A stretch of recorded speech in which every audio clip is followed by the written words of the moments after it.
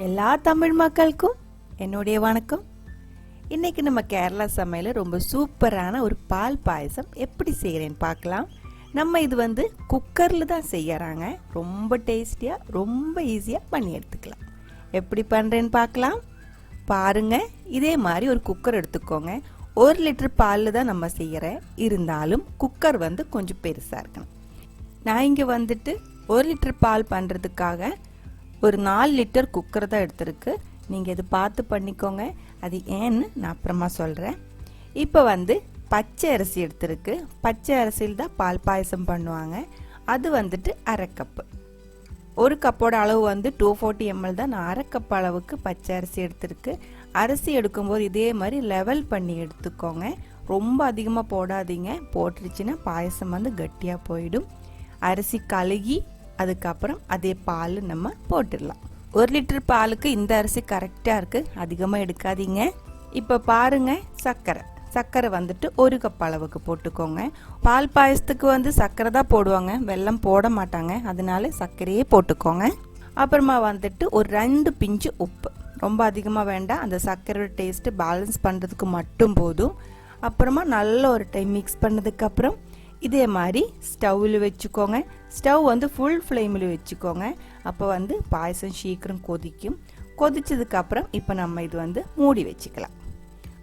மூடி வச்சதுக்கு அப்புறம் இதோட குக்கர் வெயிட் நம்ம போட்டுக்கலாம். விசில் வர்றதுக்காக வெயிட் பண்ண வேண்டாம். நம்ம இதோட தீ இது வரைக்கும் ஃபுல் ஃப்ளேமில் தான் இருந்துச்சு. இப்போ இது கம்மி பண்ணி வச்சுக்கலாம். இப்போ அடுத்தது என்னன்னா, இதே தீயில இந்த குக்கர் இப்படியே 25 நிமிஷம் இருந்து வேகணும். இப்போ நம்ம சின்ன குக்கர் தான் எடுத்துருச்சு அப்படின்னா குக்கர் விசில் அடிச்சுட்டே இருக்கும். நம்ம அப்படி விசில் அடிக்க கூடாது. இதுக்குள்ளே இருக்கிற சூடுல அந்த பாயசம் நல்லா வேகணும்.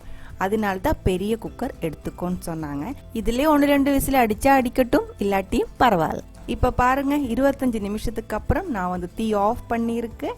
தீ ஆஃப் பண்ணதுக்கு அப்புறம் இது நம்ம இறக்கி வச்சுக்கலாம்.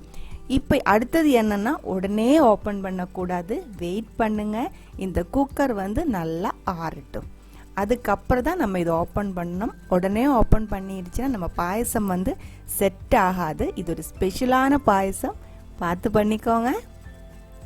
இப்போ பாருங்க, ஏரெல்லாம் போய் குக்கர் நல்லா ஆறிடுச்சு. லைட்டா சூடு இருக்கு, பரவாயில்ல. நம்ம பாயசம் இதே மாதிரி சந்தன கலர்ல தான் இருக்கும். இதுக்குள்ள நான் நெய், ஏலக்காய், முந்திரி பருப்பு எதுவுமே ஆட் பண்ணி கொடுக்கல. எதுவுமே போடாம ரொம்ப சூப்பர் டேஸ்ட்ல இருக்கிற ஒரு பால் பாயசம் தான் இது. அதே மாதிரி நம்ம போட்ட அரிசியோட அளவு, அந்த பாலோட அளவு எல்லாமே கரெக்டா இருக்கு. பாலோட அளவு கம்மியா இருக்குன்னு நினைச்சிட்டு சின்ன குக்கர் எடுக்காதீங்க. சின்ன குக்கர் எடுத்துருச்சுன்னா விசில் அடிச்சுட்டே இருக்கும். பால் வெளியே கொட்டிட்டு இருக்கும். அதே மாதிரி நம்ம பாயசம் திக்காவும் போயிடும். பார்த்து பண்ணிக்கோங்க. இந்த ஒரு ரெசிபி உங்களுக்கு பிடிச்சிருக்குன்னு நினைக்கிறேன். பிடிச்சிருந்தா கண்டிப்பா ட்ரை பண்ணி பாருங்க. ட்ரை பண்ணி பார்த்ததுக்கு அப்புறம் உங்க கமெண்ட்ஸ் எல்லாம் சொல்லிடுங்க. இந்த சமையல் பிடிக்கிற ஃப்ரெண்ட்ஸுக்கு ஷேர் பண்ணி விட்டுக்கோங்க. நீங்க இதுவரைக்கும் கொடுத்துட்டு இருக்கிற சப்போர்ட்டுக்கு ரொம்ப ரொம்ப நன்றி. உடனே பார்க்கலாம் இன்னொரு ரெசிபியோட. அது வரைக்கும் வணக்கம்.